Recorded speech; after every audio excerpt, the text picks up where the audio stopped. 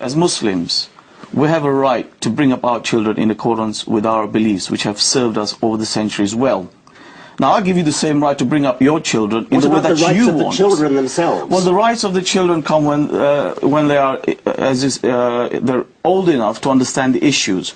Until they get to that age, it's the parents' responsibility and duty. Do you teach them that apostates should be punished? You may not share that, but that is my religion. That is the way I've been brought up, and I bring that child into this world. I educate him.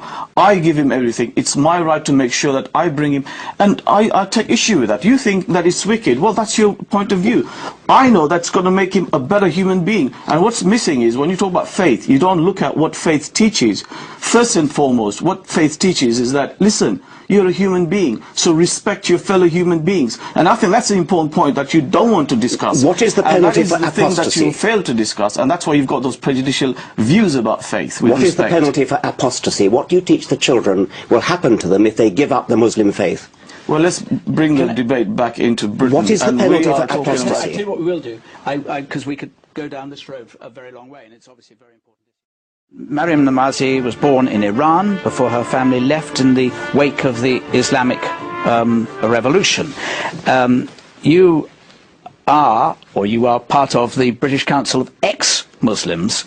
I presume that you believe religious principles are not entirely helpful to developing moral values. No, I actually think that oftentimes religious principles are actually quite immoral, to be quite frank. And I think that if you look at examples where girls are sexualized at a very young age, for example, if you look at Islamic schools where they're forced to veil, where they're taught that they're different from boys, where they're not allowed to listen to music, where they're completely segregated, and many such examples like that. I think, in fact, if there is any good morality that comes out of even religious education, it's not because of religion. It's oftentimes despite religion, and it's the result of an enlightenment and a vast social movement for 21st century values that have had an effect on religion as well. Let me bring in, I will come to you in a moment. Let me bring in Mohammed Muqaddam in response to that. I don't want to misreport, but at Muslim schools, the girls are put into a position where they are diminished as human beings. Well, it's often the case where people are ignorant of what goes on in faith schools and Muslim schools. The fact is, our schools are run along legal lines. They treat both sexes equally, provide them the best opportunities. So it's often a case of people who have prejudices and ignorance. Maryam? I mean, I think it's typical of Islamic schools and the political Islamic movement to label any criticism a sort of prejudice and thereby racism, thereby trying to make people silent on criticizing it. I think the issues are very clear. I mean, the head of the Islamia school, for example, was quoted in an interview saying that you're born a Muslim, you're always Muslim, you can't leave. And that's things that have been told to me untold times for having renounced religion and Islam. There is threats, there is intimidations. Just yesterday, a 16-year-old girl was killed by her father for refusing to wear the veil. I think Islamic schools very much do suppress and restrict girls. Richard Dawkins, from your perspective, presumably you wouldn't be entirely opposed at all to the idea. I would be thoroughly in favour of education in the Bible as literature. You can't understand English literature without the Bible. You can't take your allusions. And that's an aspect of what the Bishop was saying. Is absolutely right. This is a Christian country. Historically, it's a Christian country.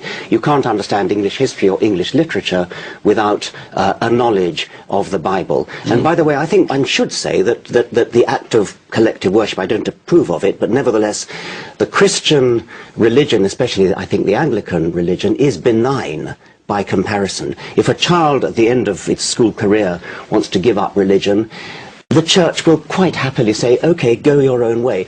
The penalty for apostasy in the Christian religion is not death. There is no penalty for apostasy at all in the Christian religion. The Christian religion is comparatively benign, and we should respect it as such. Richard Dawkins, does a God-shaped perspective or set of values do any harm to the way in which children should be taught at schools right now? Thou shalt have no other God before me, thou shalt make no graven image, thou shalt keep the Sabbath holy. What on earth's that got to do with anything to do with morals? That's the 10 Commandments, or at least 3 of them.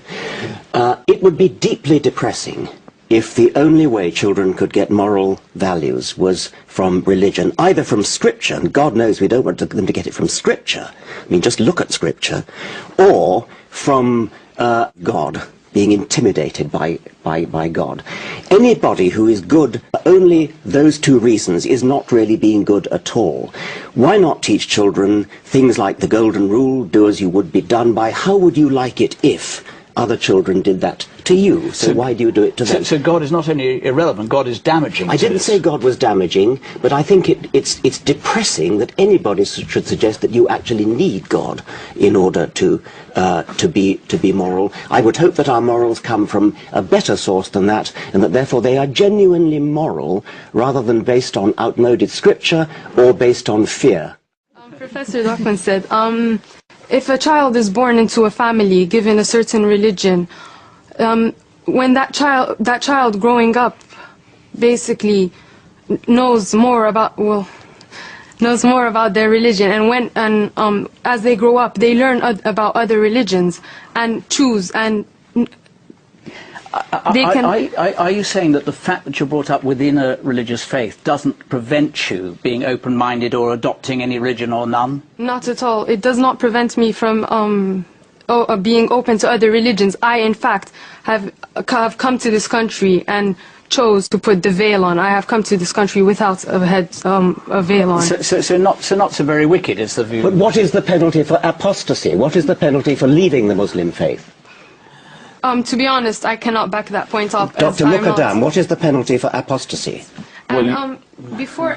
We keep coming down this apostasy. Well, give us a quick answer on what is the penalty for apostasy, and then we come to the other side. You very well know, if it's an Islamic country, then the Sharia is very clear.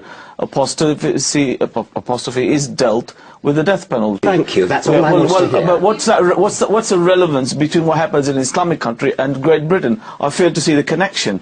Okay, I'm going to bring some more voice.